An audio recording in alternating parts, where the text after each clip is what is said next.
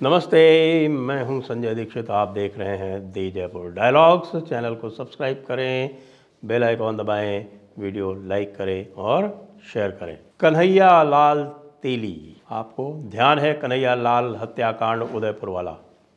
जी हाँ, बिल्कुल उसी प्रकार के हत्याकांड की पुनरावृत्ति करने का प्रयास हुआ है।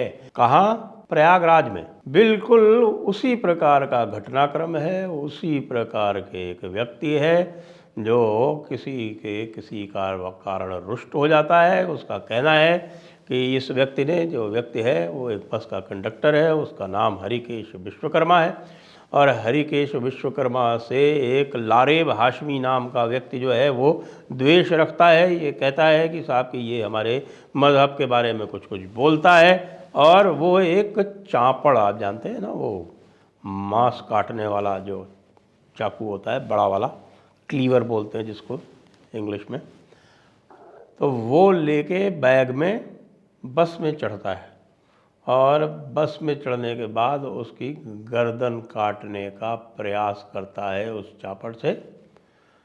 और चूँकि बस में भीड़ होती है तो हल्ला हो जाता है, तो वहाँ से भाग निकलता है। भाग निकलने के बाद में और वहाँ पर वो नाम लेता है और लब्बैक और रसूलुल्लाह बोलता है। लब्बैक का मतलब होता है कि मैं तुम्हारे नज़दीक हूँ, मैं आपके नज़दीक हूँ, अल्लाह के रसूल।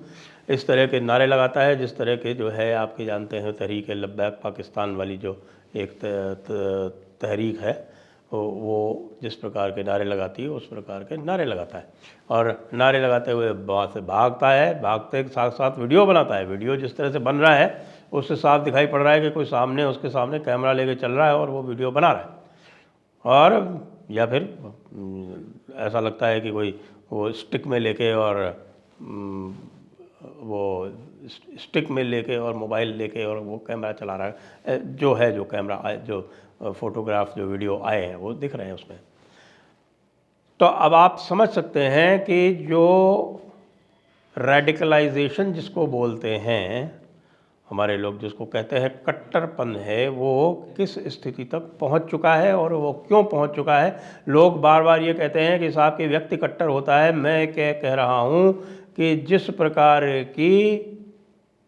प्रकार के पाठ, जिस प्रकार की शिक्षाएं ये इस्लाम के ग्रंथों में हैं, उसके बाद भी लोग जो हैं वो एक सामान्य जीवन व्यतीत कर रहे हैं। ये दुनिया का 8वां बड़ा आश्चर्य है, क्योंकि उसमें तो चीज़ें लिखी ही हुई है, ऐसी हुई हैं।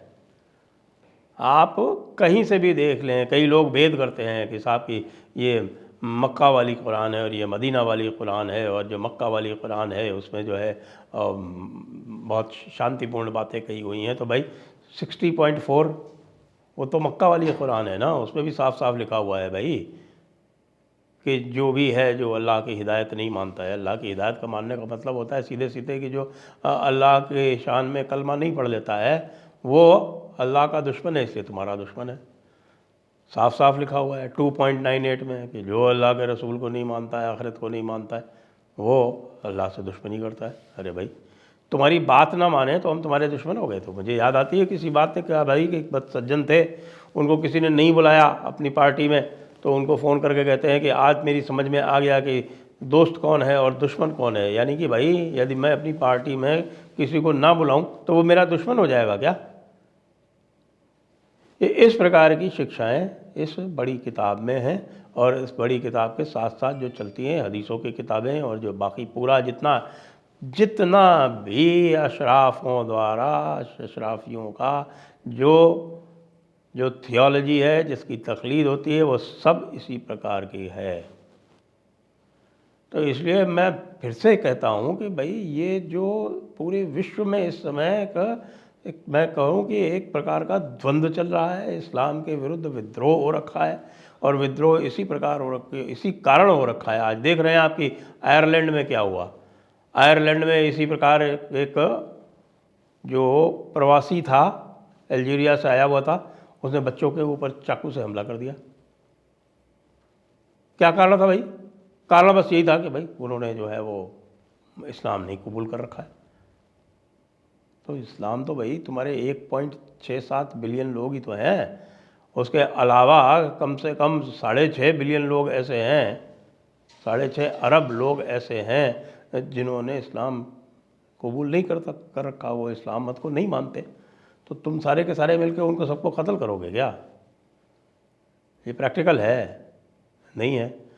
लेकिन अब बात जो हुई वो प्रयागराज में हुई, योगी जी के राज में हुई, तो जो कन्हैया लाल के साथ जो हुआ उसमें इसमें अंतर निश्चित रूप से दिखाई पड़ गया। और वो अंतर ये दिखाई पड़ गया कि वो कंडक्टर जिसका नाम हरिकेश विश्वकर्मा है उसको तुरंत मेडिकल कॉलेज पहुंचा दिया गया, उसका इलाज हो रहा है। और समाचार ये है, शुभ समाचार ये है कि वो इस समय ख़तरे से बाहर बताया जा रहा है। यद्यपि अभी वो बयान देने की स्थिति में नहीं आया है, लेकिन वो उसको कह रहे हैं कि साहब अभी ख़तरे से बाहर है, एक बात। और दूसरी बात ये है कि उस व्यक्ति को तुरंत ही पकड़ लिया गया, तुरंत ही पकड़ के जाकर जो असलहा था वो बरामद कर लिया गया। और बरामद करने के दौरान जब उसने भागने का प्रयास किया तो उसके पैर पर गोली चलाई गई, जिससे पैर उसको रोकने के लिए, भागने से रोकने के लिए, और वो घायल होकर वहीं गिर पड़ा। तुरदान महाकल्याण। तो ये तो कहना पड़ेगा कि भाई ये योगी जी के राज में है। अब ये तो हम नहीं कह सकते कि किसी प्रकार का अपराध ना हो, लेकिन यदि किसी प्रकार का अपराध होता है तो अपराधी के साथ फिर किसी भी तरह की कोई रियायत नहीं की जाती है।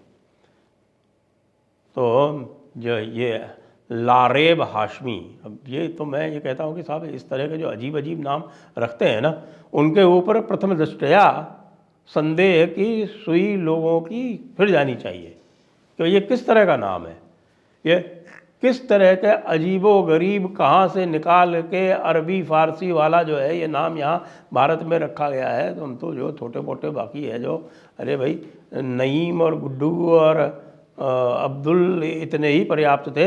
अब ये लारेब और कौन कौन से ऐब आने लगे हैं, इनका हमें पता नहीं चल पा रहा है। तो लारेब हाशमी जो है, जैसे कि कन्हैया लाल वाले केस में कहा गया कि ये दोनों जो है वो अनपढ़ हैं, ये रेडिकलाइज हो गए और इनको जो है वो एक कीड़ा चढ़ गया। कीड़ा कैसे चढ़ गया? वो दावत इस्लामी नामक कोई संगठन है उसके लिए काम करते थे। इसका भी अभी भेद खुलेगा, हो सकता है 1-2 दिन में पता चल जाए कि ये किस संगठन का पार्ट था।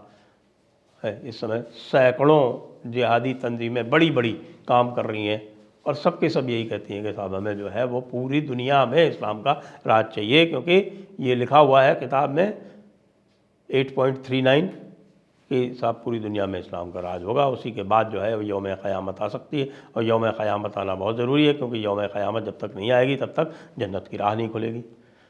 तो अपनी जन्नत बनाने के लिए दूसरों को इस दुनिया में जहन्नुम बिल्कुल उनका बनाना चाहते हैं। ये इस प्रकार का जो, इस प्रकार की जो सभ्यता है, इस प्रकार की जो सोच है, उसके प्रति तो भाई उसके सामने तो खड़ा होना ही पड़ेगा, उसका प्रतिरोध करना ही पड़ेगा। अब दूसरा जो समाचार है इसमें वो ये है कि इसके जो कॉन्टैक्ट हैं, जो काम कन्हैया लाल में नहीं किया गया, कन्हैया लाल में कन्हैया लाल को कहाँ से ये सारी बातें पता चली, किसने किसने उनको मोटिवेट किया, किसने किसने उनको प्रोत्साहित किया या उनको उनका दिमाग जो है उसको ब्रेन वॉश किया, वो पूरी बात जो है वो हमारी राजस्थान सरकार ने उड़ा दी। लेकिन यहाँ पर ये काम तुरंत आरंभ हो गया है और पुलिस जाकर हर ऐसे स्थान की छानबीन कर रही है जहाँ पे इस व्यक्ति का कोई भी संपर्क रहा होगा पिछले कुछ दिनों में, कुछ हफ्तों में, कुछ महीनों में, और ये तह तक पहुँचेगी। आपने देखा है कि इस तरह के जितने भी कारनामे हुए हैं, चाहे वो हमारे मौलाना सिद्दीकी वाला कारनामा याद है ना, उनका एक छोर पकड़ के और पूरे के पूरे देश का जो ये दावत इस्लामी कार्यक्रम चल रहा था ना, उसको समाप्त कर दिया गया।